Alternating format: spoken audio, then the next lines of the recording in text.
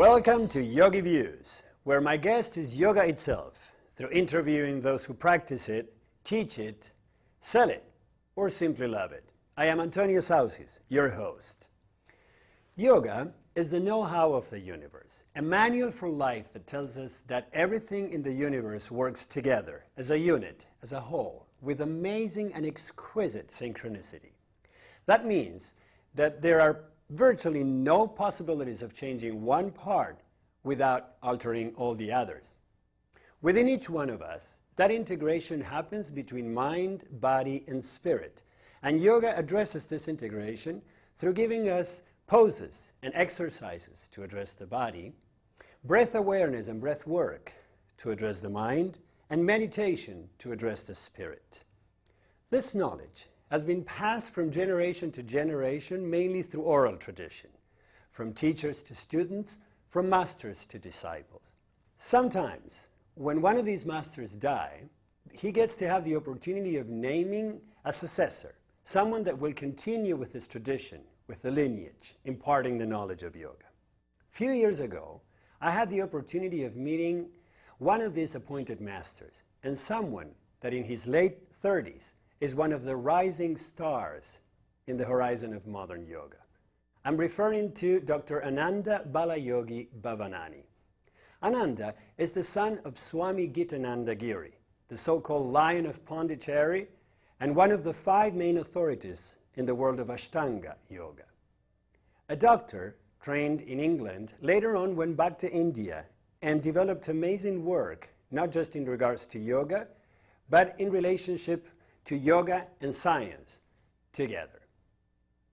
Swami Gitananda appointed Ananda as his successor when Ananda was only 4 years old, and ever since he was brought up as a master, with the knowledge of yoga being infused into him, and with the love and dedication of his mother, Meenakshi Devi Bhavanani. Ananda visited the United States as per my invitation to join us at the International Yoga Therapy Conference, a yearly forum where masters from the world and United States gather to express the knowledge of how yoga addresses the therapeutic process.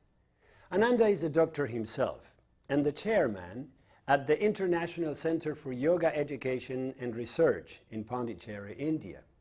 He also authored many books and DVDs, and he is a singer and a dancer himself. But mainly Ananda is a great guy. I had the opportunity of interviewing him, and I want to share with you that interview today. Not only he has amazing knowledge in regards to yoga, he also has a very fresh look into the relationship between yoga in the East and the West, and also in regards to some of the issues of our modern society. So let's now take a look at that interview. A long time ago, a dear friend of mine built a temple to what she called the initial attraction. Meaning that out of all those people that you can meet at any given moment in your life and that you cross your eyes with, there's an initial attraction between two people that sparks that interest to start relating, to develop a relationship. And it could end up being a partnership in business or a great friendship or the love of your life. The interesting point was for her that if you don't have that initial attraction with yourself, then the true road to evolution, to spiritual evolution, would be a hard one. Whereas if you do have that initial attraction with yourself, then your success is almost granted. Years ago, and interestingly enough, not because our eyes crossed, but because our emails crossed, our email addresses crossed, I experienced an initial attraction. One that I did not know where it would take us, how it would develop, but that interestingly enough proved to be as valid as when two pair of eyes cross. And thanks to being honorary secretaries of the International Yoga Federation, Ananda for India and myself for North America, we had the opportunity to get to know each other by email. And 5 years later, and after a lot of emails and a lot of correspondence, here I have the opportunity to be sitting with whom I can consider a dear friend already in many of the personal aspects of life, but also a dear friend in the mission of spreading yoga in the world, in the East, in the West, and in every corner where we can spread it. So I am very happy to be here with you, Ananda. Thank you so much for coming. I'm doubly happy. Happy for myself, happy for you, happy for the people that I've interacted with, the opportunity to meet some wonderful souls at this occasion. I know that in a way this trip, that it was originated as my invitation to participate in the International Yoga Therapy Conference, the wonderful event that we have just completed in its third edition. I know that this trip had different implications, different dimensions for you. And I think this trip has had dimensions that are much more than 1, 2, 3, 4, 5. But I think one of the foremost aspects has been able to meet you, put a face, put a person, put a complete human being to the name, to the email. And to be able to see the way you are working in trying to restore the completeness, the wholeness to the yoga therapy. Something which is being lost, something which is not being interpreted in the proper manner. The second has, of course, been the wonderful conference, which has given me an opportunity to interact with such lovely people, wonderful people, people who have such wonderful hearts, and people who share the common vision of yoga as something much more than just exercise, much more than just the body. The third, being able to meet students of my father who trained with him so long ago, being able to interact with them, learn from them, learn parts of my father that I was too young to know. And well, another very amazing journey has been meeting my mother's family who are still here in the US. Getting to know my uncles, my aunts, my cousins. Well, this trip has been magical. And I'm sure that, as you say, the ripples and the implications and the dimensions of it, we don't know and we don't need to know because we have the experience. But in that case, or in regards to that, certainly the fact that your mother, being American, long time ago, refused or somehow gave up to her American citizenship to clearly indicate that there were some values, some issues that she would not agree with, that she did not want to be part of. And certainly I have to say that overcoming this impression in Ananda's mother, in Amma, wasn't easy. If it wasn't for the help of one of Swamiji's, Ananda's father, devotee, Raju Dev, I have to say that I don't know if she would have released him from the beautiful cradle she created for him. But now you, as a man who is traveling the world, I would like to know a little bit of what is your impression, or what is your, and I know it's brief and I know it's limited because certainly California and the Bay Area is not necessarily representative of the whole United States, but given that yoga is becoming so popular in the United States, and we say 7% of the population is practicing it, but also given that you're coming from a tour in Europe, I would like to know a little bit of what is your impression as an Indian, as a person who is living and practicing in the core of where yoga was originated.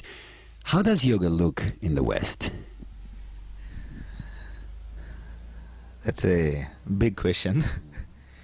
But I think one thing which I have to just put in here at this point is that when my mother took up her Indian way of life, and she's now spent 40 years in India, that's more than the 25 she spent in the United States. It was not that she did not like the United States, but she just said she loved India more. At the same time, I think growing up in the States, she saw aspects which she felt I was too young earlier to come into that. And the way yoga is projected outside the States, it does sort of sometimes make you ask a question, do I want to go there? Would I want to teach yoga there? And I think from what I know externally, I would say no. Now, coming here has been actually a mind opener and eye opener in many ways. I'm sure that the conference you have created is unique, and that's what the participants were saying, that here is a place where yoga is in its holistic aspect, body, mind, spirit, everything together. The teachers sharing knowledge, sharing love with each other, attending each other's sessions, which you don't see in other places. So I'm sure that this is unique, but it has opened my eyes, opened my heart, opened my mind to know that there are people here, there are people teaching yoga in the United States who understand the deeper aspects, who are trying to help others gain a love for these inner aspects of yoga. So there are people, and it has been a pleasant surprise and a message that I will take back to India for sure, that there are people in the United States who are knowing that yoga is something spiritual, something that connects the body, mind and spirit, and something that you need to feel at a deeper level. In Europe, in the general yoga circles, I did not find that. Now, when I travel within my own circle, we already have people who have it, who know it, and it's different. But in the general circle, I don't think it is as clear. I haven't met teachers who have that. I haven't met teachers of other traditions who have that. And here suddenly, I think most of them have it. And I think it's a credit to you that you have drawn them here. It would of course be very interesting for me to see other places, other conferences, and see whether that same spirit is found there. It would be highly interesting for me. Well, and I hope that you find more of that, even though, of course, I wish I do. And of course, one of the reasons why this has happened is because in order to become popular, yoga had lost some of those aspects, and that's why we are pushing to bring them back.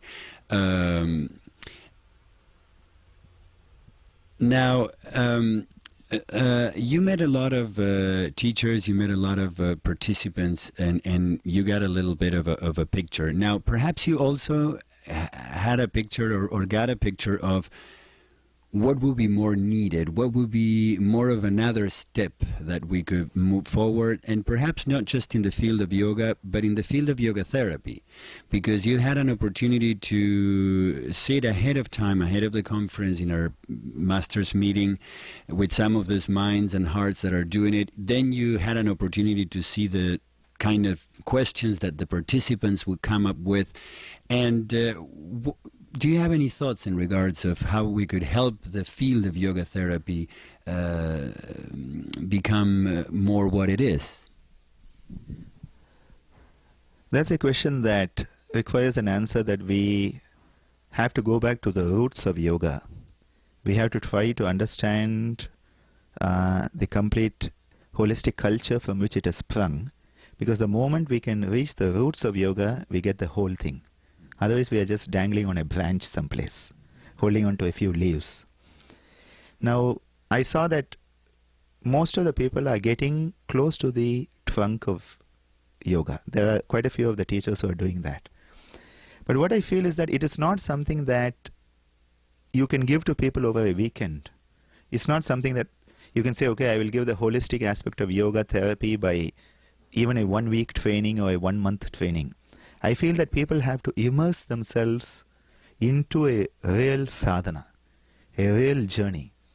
And this is what we have to create, the opportunity that the students, the teachers can have these journeys where they can really reach in and get it.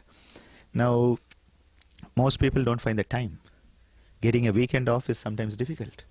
But I think if we want to really reach the inner aspect of this completeness, at least people are going to have to spend a month. They're going to be we have to set up like places where they can do that and get the whole feeling. So that then whenever they teach, whenever they practice the therapy, they will practice it with this whole feeling, not just that, okay, now I'm going to work on the body and now I'm going to work on the mind and now I'm going to work on the spirit. It's not that. That feeling of, even if you teach a person for 1 minute, you should be teaching them the mind, body, spirit together. And I think we need that complete immersion. Without the immersion, it may be difficult. Now, how to bring about the immersion? We do it in India in a different way. People have to stay 6 months. Now, here, can we create that? And I think the challenge is for the people here to find that. Because we are very much used to the quick fix, because we are used to the instant gratification or the instant results, and sometimes in order to develop the depth of yoga, even though you obviously get it in an instant because it is present in every instant, for your awareness to be there, perhaps it's more than an instant. Now, perhaps that's in the case of, as you said, teachers and participants, but you being a doctor yourself, I have to say that even though I had invited personally, with a personal invitation, not just to the conference, but to a private luncheon with you, some of the head doctors of the complementary and alternative medicine programs, some of the head doctors at very important universities as we have here in the Bay Area, such as the University of Berkeley or Stanford, they had not accepted my invitation. They had not accepted my invitation. They had not come to the place where I had thought we could meet. And so if you were to have some words for those doctors, being yourself one, what could we do? Well, I think the first thing we have to realize as doctors of modern medicine is that we don't have answers to everything. We just don't have the answers. And if the well-being, the health of our patients is the most important concern for us, we have to take the help of other therapies, other aspects. Because if we don't, we are not addressing the patient as a whole. Just seeing a patient and thinking your kidneys are fine, your lungs are fine, your heart is fine, I think we are missing the bus. Now, I feel that what we need to do is maybe have totally separate tracks for medical people, medical personnel, paramedical personnel, where we just present it to them in a totally different manner, where they can reach out and understand it. Whereas we present it differently for those who are already open to yoga. So I think we are going to have to do it. It cannot be the same for both, because if they come and you start talking about Patanjali, it doesn't make sense to them. So I think there we are going to have to use a different track of approach and maybe develop something. But I think even the fact that you have given an invitation, I think it will reach somebody. And maybe if not this year, maybe next year there will be a response. Mm-hmm. So I'm optimistic about it. And we could say that it would be the fourth year, because I have done this same thing for 3 years in a row, and it's still not happening. But I understand. We shall wait and hopefully have that happen. Now, Ananda, you are a person that is occupied a lot of roles in different important national and international organizations. And even though that has been the case with the doctors, I must say that I had also invited some of the important associations of United States, such as Yoga Alliance, such as the International Association of Yoga Therapists, to send a special information to their participants. I was giving them a very good discount to make it really possible for their members to come, and I could not get the support at that level. And I feel it wasn't just me. I feel that the people that are associated with these associations also did not get the support. So you, as an experienced person in associations, in federations in the world, what would be your advice to some of these associations in regards to how to make it better? Whether the federation, the association, the alliances in USA, whether it's in India, whether it's an international or national or state level, I think ultimately we all have to work together. And the message I would give them is that unless we all work together, yoga will not reach the people it should reach. It will not reach the people in the way it should reach. And it will not reach the people in time. So we all must pull together. We must pull together. Individual egos, individual territory disputes should not come in the way of the union for the sake of yoga.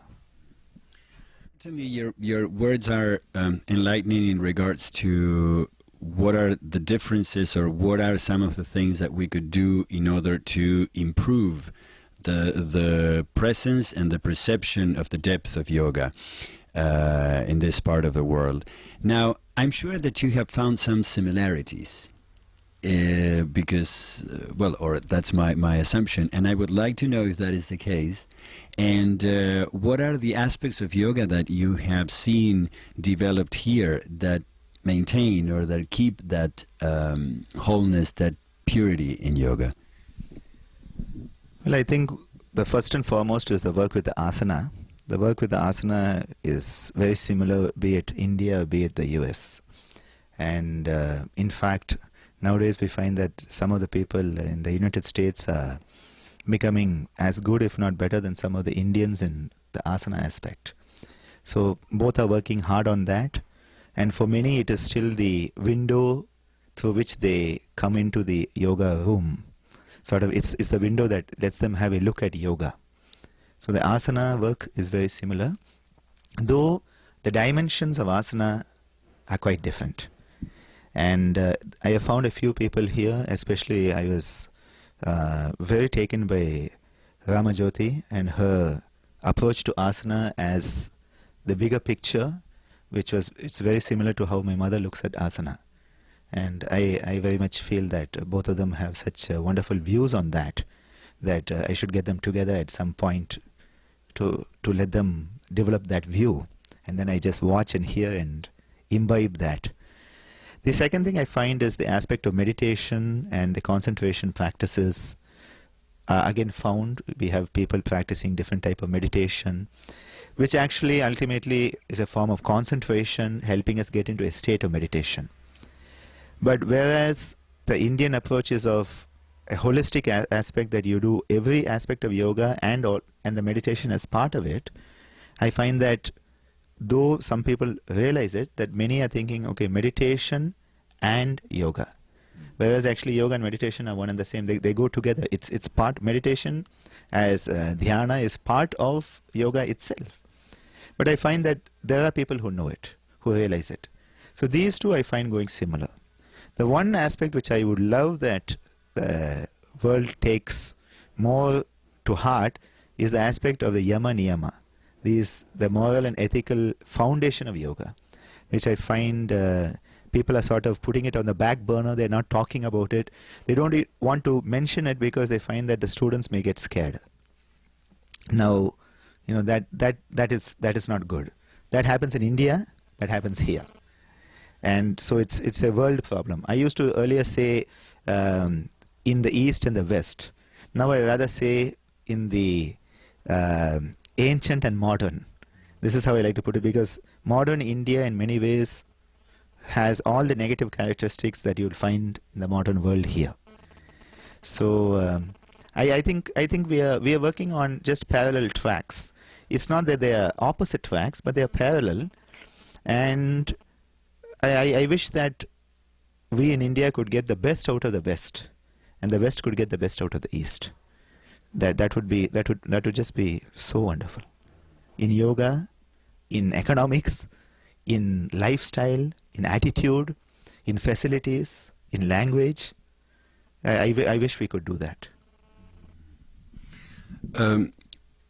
Now, if you were to briefly tell us one aspect that you would take back to India from here, what would that be?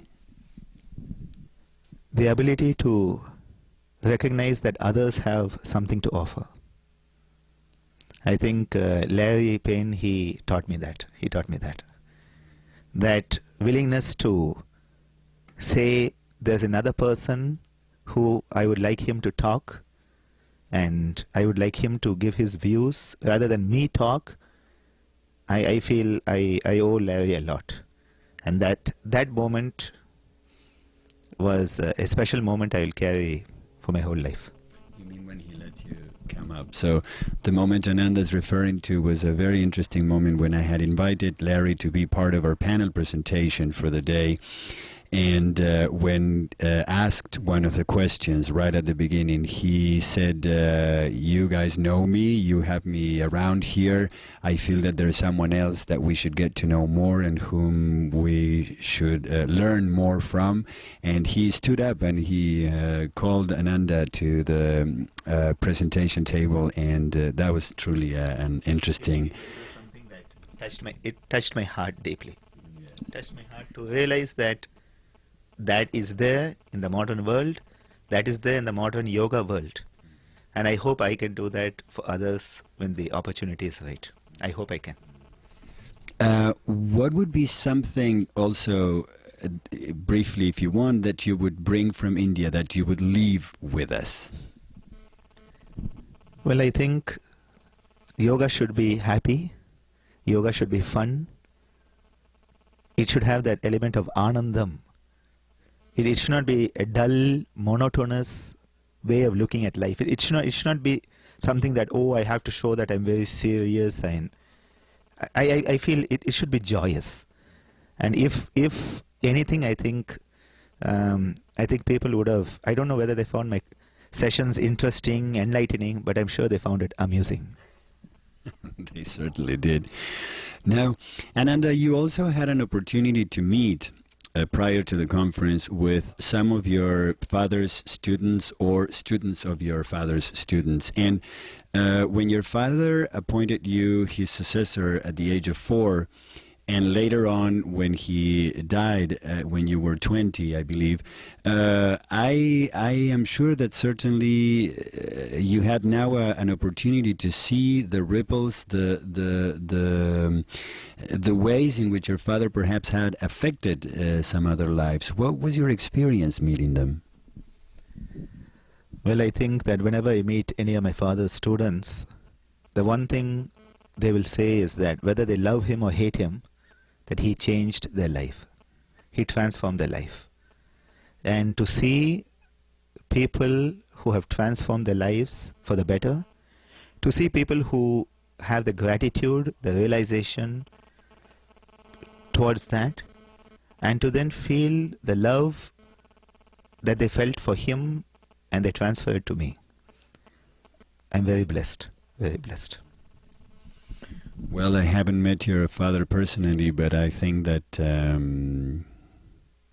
that you're doing a good job in keeping up with that and in continuing some of his work here.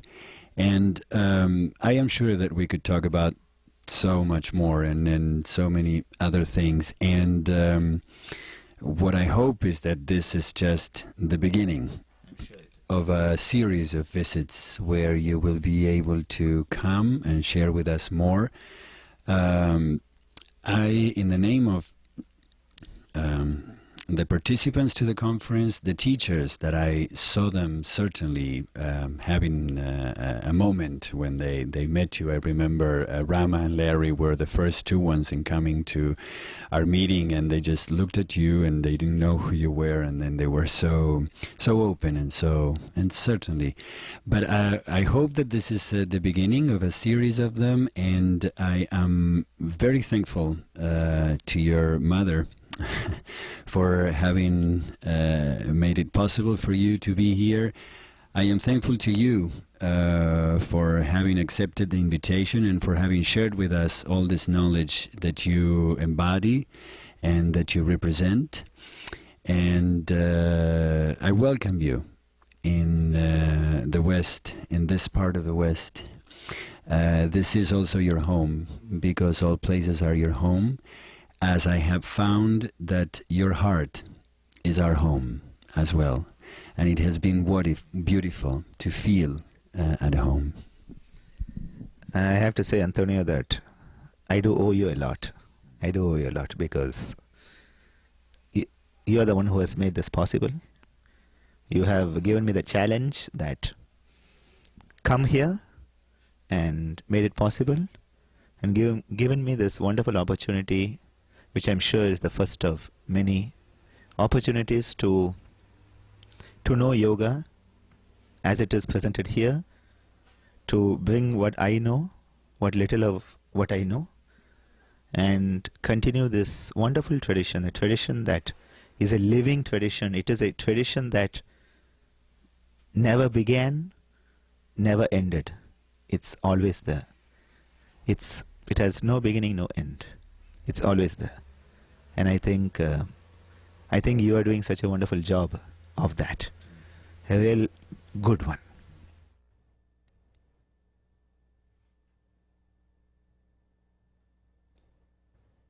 I hope you enjoyed this interview.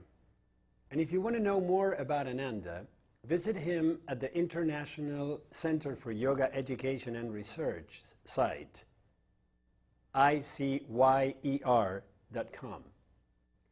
And shoot me an email at antonio@yogiviews.com and let me know what you think. I'll see you the next time.